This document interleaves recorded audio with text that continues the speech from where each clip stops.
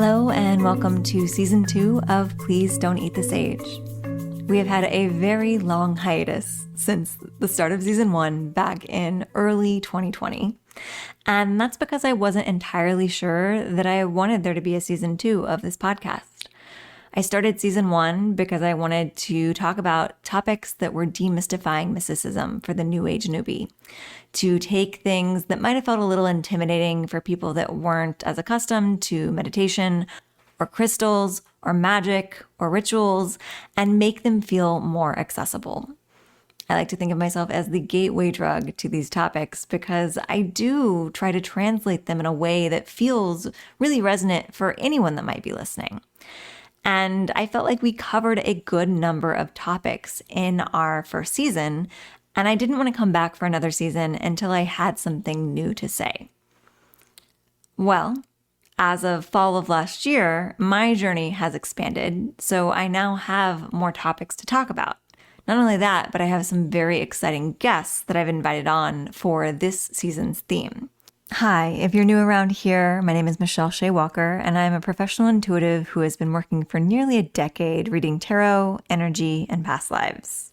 Up until recently, I preferred to call myself a modern-day magic maker. In fact, this was the title of my very first podcast. I called the one-season podcast that I created several years ago, Modern Day Magic Makers. But something shifted in a big way last fall in a crazy magical story about waking up at 3 a.m. under the Scorpio new moon that we'll get into later. But I suddenly felt called to really embody the term witch and to start working with the elements more, to start working with the deities more outside of just pulling cards from my Total Betty Goddess deck. And it really made a part of my spiritual practice slip into place in a way that I hadn't experienced before. So Season 2 of this podcast is centered around my own baby witch journey. Now, you do not have to be a witch to enjoy this season's podcast. It is about ritual, it is about grounding, it is about centering, it is about doing practices that make you feel the most in touch with your authentic self.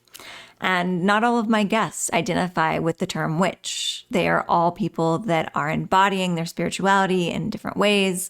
They're astrologers and authors and yogis. And I loved talking to each and every one of them about what magic means to them and how it shows up in their lives. And like the message I hammered home during the entirety of Season 1, I believe that everyone's magical practice is entirely different and individualized. And that is the beauty of it. Your intuition guides you to what's right for you. But currently, embodying the term witch is what's right for me. And I've even incorporated it in my blog title, which is now called The Demisexual Witch, and in my training program for Reiki healers and tarot card readers online called the Rainbow Witch Academy. But if witch doesn't resonate for you, it didn't for me for decades. So listen in simply for insights on how to make your life more magical. We will have new episodes every Tuesday and every other Thursday. Those mini-sodes that happen every other Thursday are a little mini card reading with my guests. So I'm doing readings from my Total Betty 2.0 deck. It is the second edition of the goddess deck that I'd created back during Season 1. And it is also our unofficial commercial break for this podcast season. We do not have official sponsors this season, but the Total Betty 2.0 deck is currently in its pre-order period. So if you're into the 90s, if you're into goddesses, if you're even kind of curious to learn more about deities, it's a really great intro to the energies. And it's also just a fun oracle deck. So if that interests you, we'll always have some links in the liner notes below. You can check out the current Indiegogo campaign, or you can pre-order over at michelleshawalker.com. You not only support the first printing, but you get the best deal on that deck.